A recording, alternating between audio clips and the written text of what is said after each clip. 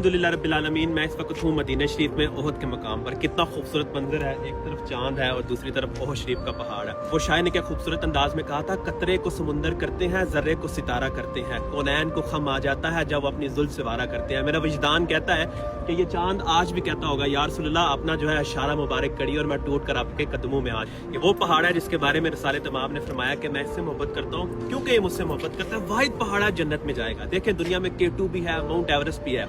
उनकी बुलंदी ने ये डिसाइड नहीं किया कि वो जन्नत में जाएंगे कि नहीं, बल्कि ओहद शरीफ के पहाड़ के इश्क रसूल ने डिसाइड किया कि ये जन्नत में जाएगा। हम अक्सर देखते हैं दुनिया में लोगों का कितना बड़ा मर्तबा है उनकी बुलंदी देखकर, लेकिन बुलंदी देखकर फैसले ना किया करें, बल्कि उनका इश्क रसूल देखकर फैसला करें कि क्या वो जन्नत में जाएंगे कि नहीं जाएंगे। फद्दुहा के चेहरे वाले, वल्लैल की जुल्फों वाले, यासीन की चमक के दांत वाले, अपनी जब काली चादर यूं ओढ़ते थे कितने हसीन लगते थे।